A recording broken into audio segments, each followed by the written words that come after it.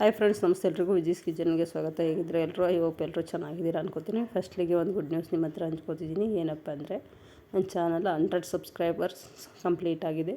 Thank you ಯಾರೆಲ್ಲ subscribe ಮಾಡ್ಕೊಂಡು ನೋಡ್ತಿದ್ದೀರಾ ಅವ್ರಿಗೆ. ಮತ್ತು ಹೀಗೆ ಸಪೋರ್ಟ್ ಮಾಡ್ತೀರಾ, ಲೈಕ್ ಮಾಡಿ, ಶೇರ್ ಮಾಡಿ, ಕಮೆಂಟ್ ಮಾಡಿ. ಯಾರೆಲ್ಲ ಲೈಕು, ಶೇರು, ಕಮೆಂಟು, ಸಬ್ಸ್ಕ್ರೈಬ್ ಮಾಡಿದ್ದೀರೋ ಅವರೆಲ್ಲರಿಗೂ ತುಂಬ ಅಂದರೆ ತುಂಬ ಹೃದಯ ಧನ್ಯವಾದಗಳು. ಇದೇ ಸಂತೋಷಕ್ಕೆ ನಾನಿವತ್ತು sugarless dates home made cake ಮಾಡ್ತಿದ್ದೀನಿ.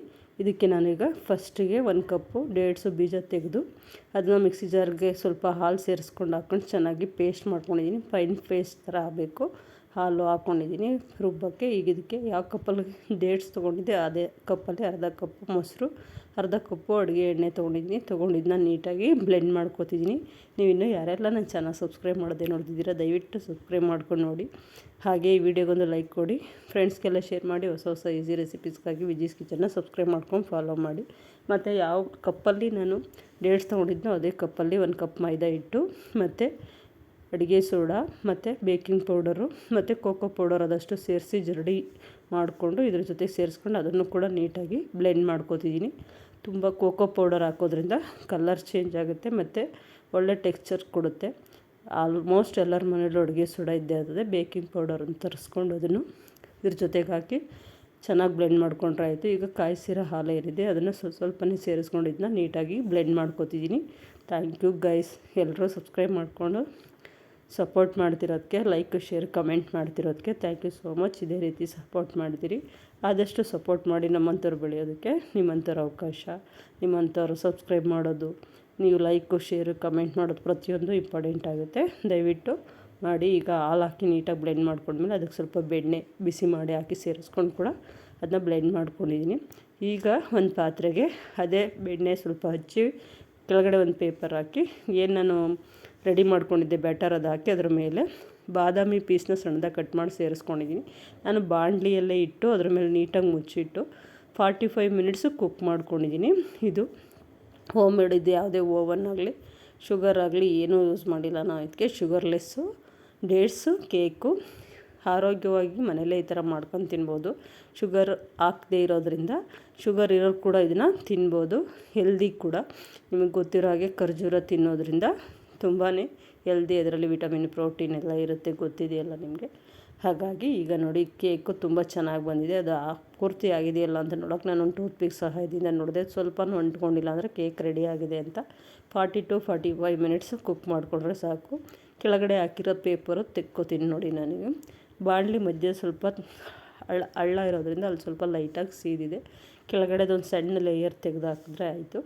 ಈಗ ನೋಡಿ ಕೇಕ್ ಅಂತೂ ತುಂಬ ಚೆನ್ನಾಗಿ ಬಂದಿದೆ. ಎಲ್ಲೋ ಒಂಚೂರು ಏನು ಆಗದೆ ಇರೋ ಥರ. ನೀವು ಒಂದ್ಸಲ ಮನೇಲಿ ಈ ಥರ ಮಾಡಿ ಹೇಗೆ ಬಂತು ಅಂತ ಕಮೆಂಟ್ ಮೂಲಕ ತಿಳಿಸಿ. ನಾನೀಗ ಇದಕ್ಕೆ ಚಾಕ್ಲೇಟ್ ಸಿರಪ್ ರೆಡಿ ಮಾಡ್ಕೊತಿದ್ದೀನಿ. ಸ್ಟವ್ ಮೇಲೆ ಒಂದು ಪಾತ್ರೆ ನೀರು ಕುದಿಯೋಕೆ ಇಟ್ಕೊಂಡು ಅದರೊಳಗೆ ಒಂದು ಚಿಕ್ಕ ಬೌಲ್ ಇಟ್ಕೊಂಡು ಅದಕ್ಕೆ ಡೈರಿ ಮಿಲ್ಕ್ ಚಾಕ್ಲೇಟ್ನ ಹಾಕೋತಿದ್ದೀನಿ. ಅದು ಸ್ವಲ್ಪ ಮೆಲ್ಟ್ ಆಗಬೇಕು, ಅದಕ್ಕೋಸ್ಕರ ಬಿಸಿನೀರಲ್ಲಿ ಹಾಕ್ಕೊಂಡಿದ್ದೀನಿ. ಒಂದು ಸ್ಪೂನ್ ಸಹಾಯದಿಂದ ಇದನ್ನ ಸ್ವಲ್ಪ ಮೆಲ್ಟ್ ಮಾಡ್ಕೊತಿದ್ದೀನಿ. ತುಂಬ ಚೆನ್ನಾಗಿರುತ್ತೆ ಕೇಕ್ ಅಂತೂ. ನಾವಂತೂ ಸಿಕ್ಕಾಪಟ್ಟೆ ಇಷ್ಟಪಟ್ಟು ತಿಂದ್ವಿ. 100 ಸಬ್ಸ್ಕ್ರೈಬ್ ಆಗಿರೋದಕ್ಕೂ ಈ ಶುಗರ್ಲೆಸ್ ಕೇಕು ಮನೇಲಿ ಮಾಡಿರೋದಕ್ಕೂ ತುಂಬಾ ಖುಷಿ ಪಟ್ಟು ತಿಂದ್ವಿ.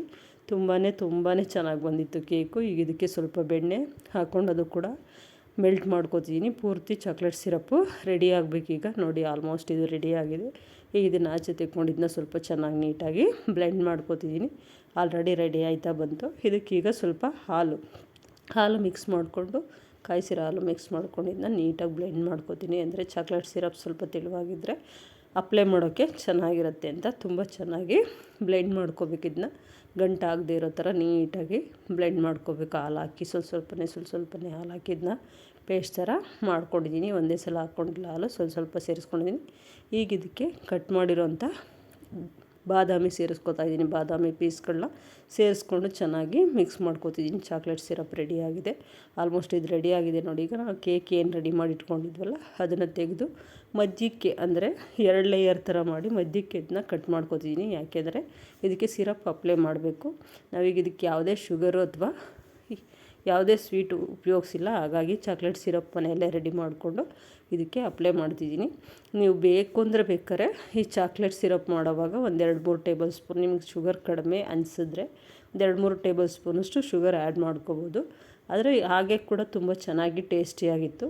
ಈಗ ಇದಕ್ಕೆ ಕಾಯಿಸಿ ಸ್ವಲ್ಪ ತಣ್ಣಗಾಗಿರೋ ಹಾಲನ್ನ ಅಪ್ಲೈ ಮಾಡ್ತೀನಿ. ಯಾಕೆಂದರೆ ಇದು ಡ್ರೈ ಆಗಬಾರ್ದು, ಕೇಕು ಚೆನ್ನಾಗಿ ಸಾಫ್ಟಾಗಿ ಕೇಕು ಇರಬೇಕು ಅಂದರೆ, ತುಂಬ ಸಾಫ್ಟಾಗಿ ತಿನ್ನೋವಾಗ ಟೆಕ್ಸ್ಚರ್ ಅದು ಅದೇ ಥರ ಇರಬೇಕು ಅಂದರೆ ಇದಕ್ಕೆ ಸ್ವಲ್ಪ ಹಾಲು, ಕಾಯಿಸಿರೋ ಹಾಲು, ಕಾಯಿಸಿ ತಣ್ಣಗಾಗಿರೋ ಹಾಲನ್ನ ಅಪ್ಲೈ ಮಾಡ್ಕೋತೀನಿ. ನಿಮ್ಗೆ ಹಾಲು ಬೇಡ ಅಂತ ಅನಿಸಿದರೆ ಕುಡಿಯೋ ನೀರೇನಿರುತ್ತೆ ಅದನ್ನ ಸ್ವಲ್ಪ ಲೈಟಾಗಿ ಅಪ್ಲೈ ಮಾಡ್ಕೋಬೋದು. ಹಾಲು ಅಪ್ಲೈ ಮಾಡ್ಕೋತಿದ್ದೀನಿ. 2 ಲೇಯರ್ ಮಾಡ್ಕೊಂಡಿರೋದ್ರಿಂದ ಎರಡೂ ಭಾಗಕ್ಕೂ, ಕೆಳಗಡೆ ಭಾಗ ಮತ್ತು ಮೇಲ್ಗಡೆ ಭಾಗ ಏನು ಬೇರೆ ಬೇರೆ ಮಾಡಿದ್ದೀವಿ ಎರಡಕ್ಕೂ ನಾನು ಇದನ್ನು ಹಾಲು ಅಪ್ಲೈ ಮಾಡ್ಕೋತಿದ್ದೀನಿ. ಯಾಕೆಂದರೆ ಇದು ಸ್ವಲ್ಪ ಡ್ರೈ ಆಗಬಾರ್ದು, ಕೇಕು ಸಾಫ್ಟಾಗಿ ತಿನ್ನೋಕ್ಕೆ ಚೆನ್ನಾಗಿ ಬಾಯಿಗೆ ಸಿಗಬೇಕು ಅನ್ನೋ ಇದರಿಂದಾಗಿ ಫುಲ್ಲು ಲೇಯರು ಸ್ವಲ್ಪನೇ ಹಾಲು ಸೇರಿಸ್ಕೊಂಡು ಇದನ್ನು ಮಿಕ್ಸ್ ಮಾಡ್ಕೋತಿದ್ದೀನಿ.